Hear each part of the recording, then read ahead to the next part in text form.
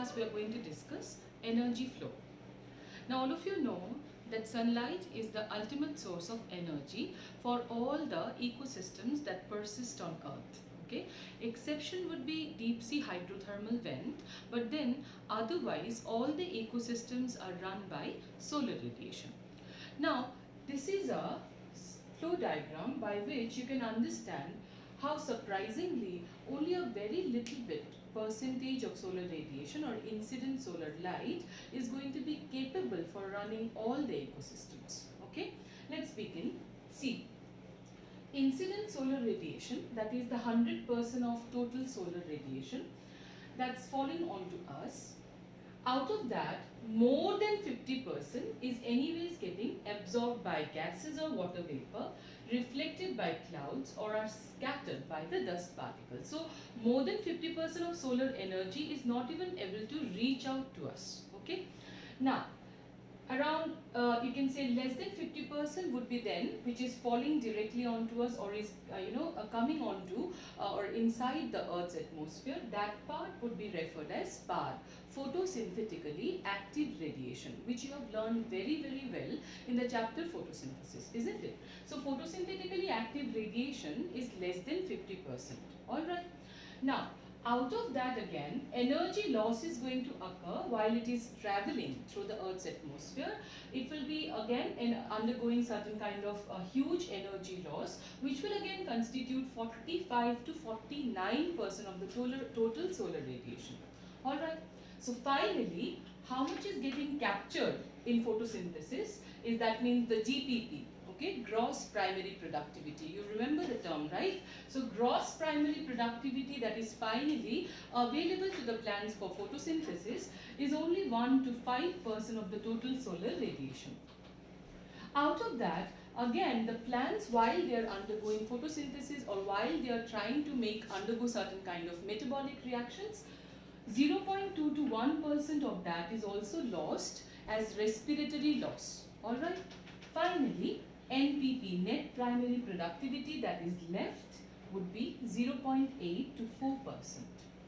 Alright, so out of the 100% solar radiation, only a minute amount of it is finally being available to the plants for photosynthesis, and from there only this much will be left for rest of the organisms, that is not the producers. Other than plants, rest all other organisms will have to be surviving with this much of energy of the entire solar radiation.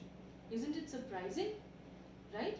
So now try to see this being the certain important facts regarding energy flow.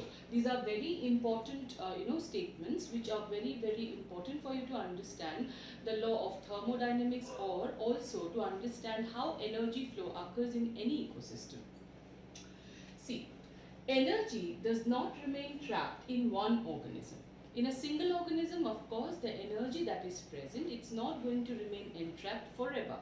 Rather, it either passes on to higher trophic level, like when the plants are getting eaten up by the herbivore, the energy that was present in the plant is now getting transferred to the herbivores. Likewise, herbivores would be eaten up by the carnivore. Likewise, the energy which was entrapped in the herbivore would pass on to the carnivore. Likewise, energy would never remain entrapped within a single organism.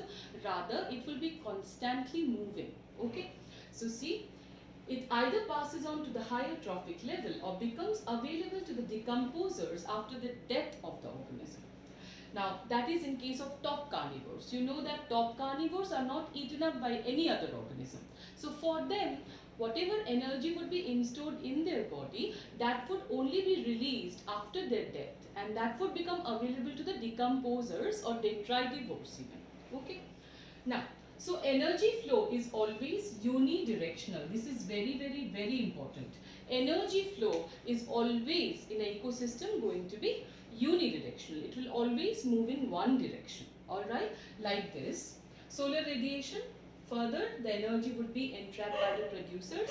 From there the energy is moving to the herbivores, and from the herbivores it's moving on to the carnivores. So it's always going to be in this direction. Alright. Now, also, the energy flow would be following certain laws of thermodynamics. Okay, energy flow would follow laws of thermodynamics. Alright. Now both the law of thermodynamics can be explained as per energy flow in this manner. First law of thermodynamics, all of you know that energy can neither be created nor be destroyed, isn't it? Now how do we employ this from ecological point of view? Okay, from ecological point of view, how can we be explaining the first law of thermodynamics? See, energy of sunlight is transformed into energy of food and heat. Whatever energy is present in the sunlight, that is finally getting entrapped by the plants, and they are conducting photosynthesis. But then that while they are doing so also, the energy of the sunlight would be converted into some chemical bonds. That is how organic solute or food will be prepared, isn't it? So the energy of sunlight is transformed into energy of food and heat. Alright, understood this? So energy is neither created nor being destroyed. It is simply getting transformed from one form to another. From solar energy, it is getting converted to some chemical energy. Alright. So it is just simply getting converted from one form to another. It is neither getting created nor getting destroyed. Alright. Next, second law of thermodynamics. It states that when energy changes forms, that means from one form to another, when the energy will finally be changing, there is a loss of energy by release of heat.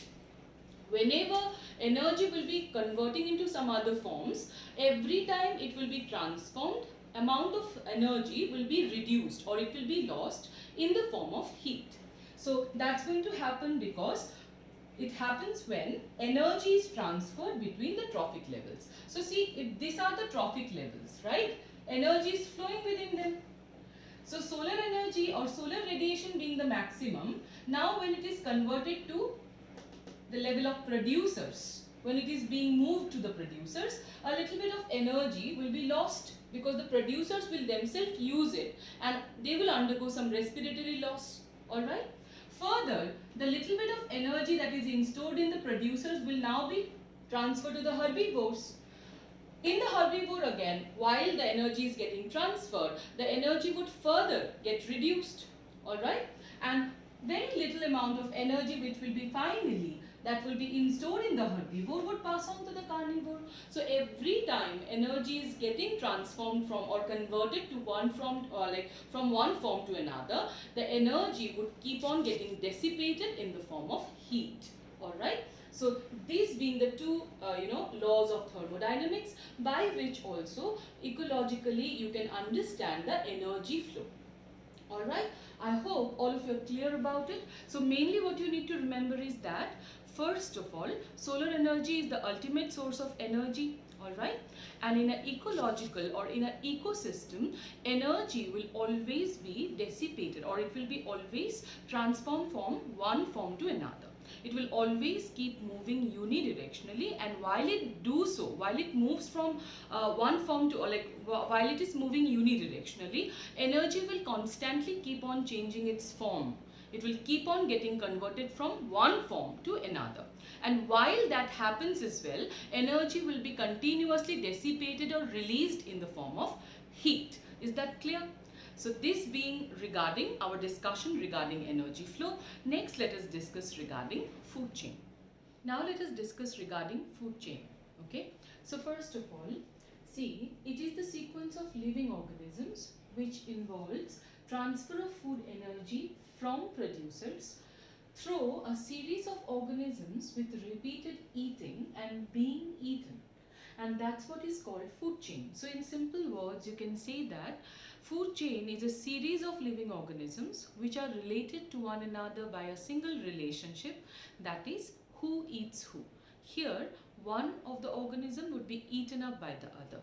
That's what is the relation, and when you make a series of such organisms together in a specific sequence, when you arrange them, that becomes a food chain. Okay, so in a food chain, a single organism would be taken or would be considered as a trophic level. Okay, in that series of organism, each one of the organism would be regarded as one trophic level. All right. So see here, each level or step in a food chain is called trophic level. All right. Now, types of food chain.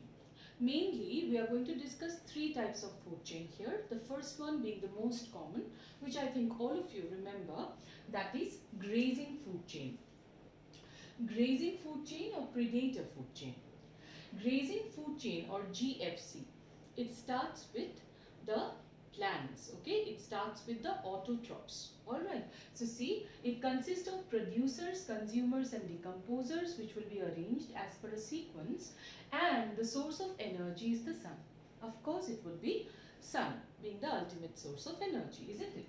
Now, the grazing food chain is going to be having different examples as per terrestrial food chain, also in aquatic food chain, okay?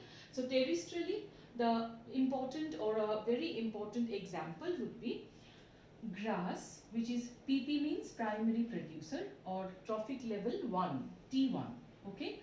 Grass is eaten up by the grasshopper, which is the primary consumer, okay? So T2, trophic level 2.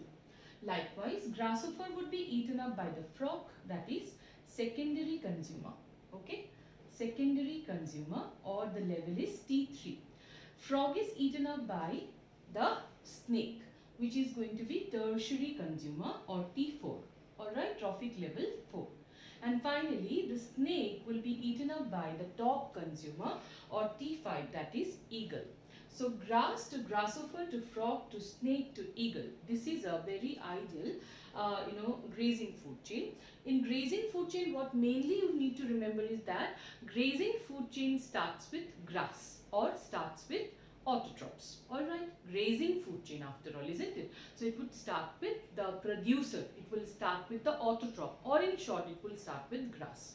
Alright, now in aquatic medium again, the food chain example would be phytoplanktons. You very well know that the producers in the aquatic ecosystem are microscopic plants termed as phytoplanktons, isn't it? So phytoplanktons are the primary producer or T1, trophic level 1, which would be further eaten up by the zooplanktons, which are primary consumers or T2.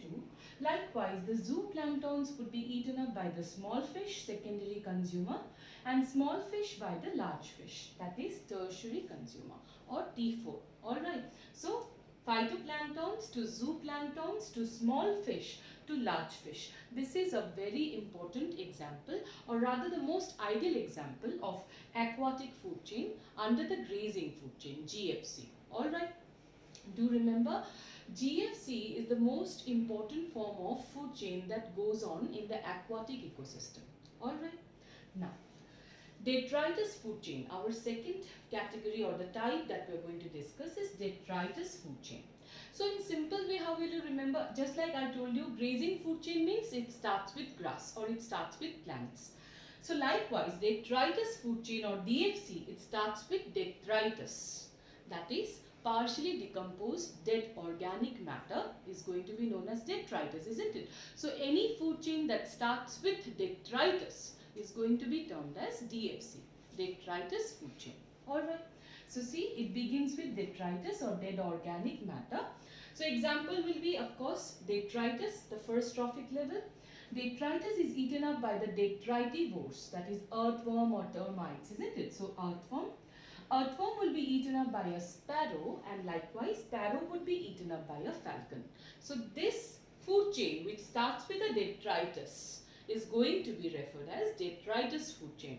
Likewise, do remember a very important fact that just like for grazing food chain is mainly going to be the main type of or the most major conduit of energy flow in the aquatic ecosystem occurs by GFC. Likewise, the major conduit of energy that occurs in the terrestrial ecosystem occurs by DFC, detritus food chain.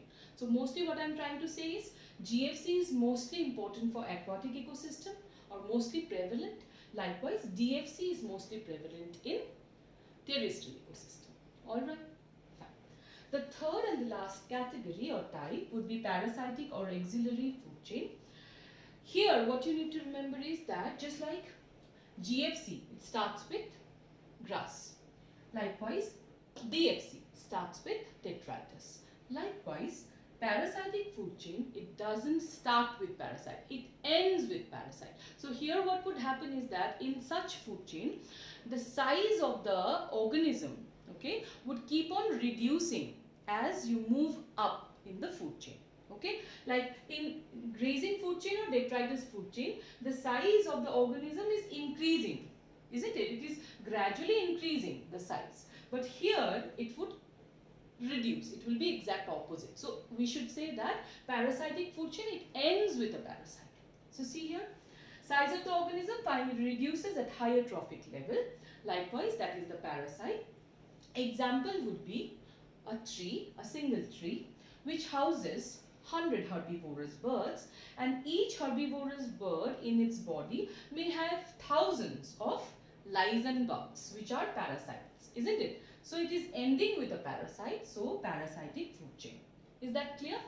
Starts with plants, GFC. Starts with detritus, DFC. And if it ends with parasites, then parasitic food chain. Alright. Now, important points regarding food chain. GFC is major conduit of energy flow in aquatic ecosystem, which I have already mentioned. Likewise, DFC would be for the terrestrial ecosystem. Alright, I hope it's clear.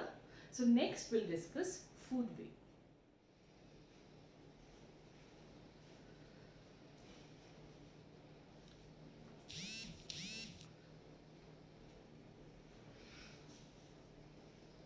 Now let us discuss food wave. Okay. Now see, in an ecosystem, a single linear food chain seldom exists. Okay. Like every organism, they have multiple choices of food, right? Say suppose an animal, it might have a preference for a specific prey. But if suppose that prey is not available, that doesn't mean the animal will not eat at all, right? It will then go for its next preferred thing, right? Like you all, if you are not getting something that is your favorite to eat, you would not be starving, right? You would go for something else instead. The next preferred thing, right? So this is what actually happens in the ecosystem. That means the different food chains, they would be interconnected to one another, and due to that the ecosystem would remain stable. There will be no lack of food for one organism or any organism. Always, if the most preferred source of food is not available, there are other multiple choices of food that would be providing stability to the ecosystem. And that's why there will be this whole network of interconnected food chains that would be seen or observed in an ecosystem, which will be then termed as food wave. Understood? So what is food wave?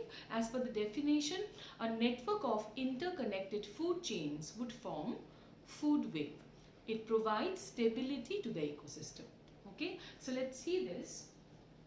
In ecosystem, linear food chains seldom exist because every organism has alternate source of food. Now, an animal may have preference for a particular prey, but if the latter have small population, it may feed upon some other prey. Thus, different food chains gets interconnected, and this network of interconnected food chain is called food wave. Alright. Now, food wave would provide stability to the ecosystem. That is very, very obvious, isn't it? Otherwise, what would happen if suppose I'm taking in consideration a particular, food chain, suppose grass to grasshopper to frog to snake. Okay. So suppose in a particular locality or due to some kind of catastrophic event, the snakes all die. Anyways, the higher organisms or the tertiary consumers or even the top carnivores, they are always going to be less in number, right? So suppose due to some catastrophic event, all the snakes, they were anyways less in number, they die. Now due to the lack of the snake, okay, due to the absence of the snake, what would happen? The frogs population, it would now suddenly increase.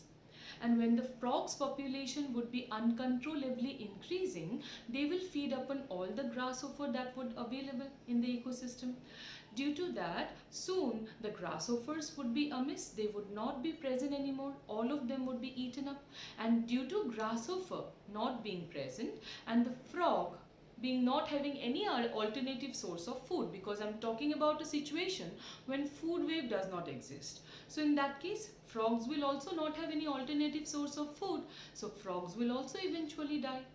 right? So what is happening? It is bringing about a complete chaos, or it is bringing about a complete instability in the ecosystem, right? So that's why it's very, very important that the food chains remains interconnected to one another, and one organism should have multiple choice of food so that the ecosystem can remain completely stable, okay, or at equilibrium. Is it clear? So see here, one organism might feed upon organisms of different trophic levels, like these examples are very important. See, snake feeds upon mice, which is a herbivore, and also frogs, which are carnivores. So it is linking, snake is acting as the link here between two different types of trophic levels, or completely two different types of food chains. Likewise, jackals are both carnivores as well as scavengers, which eats upon or feeds upon dead and decayed particles. Likewise, sparrow is primary consumer when it eats seeds of fruits, whereas it is a secondary consumer when it eats upon insects. Alright, so likewise, this interconnected food chains would be referred as food web. So this much for today's class. In the next class, we'll start with a very, very important topic, that is 10% law of Linneman. Okay, thank you.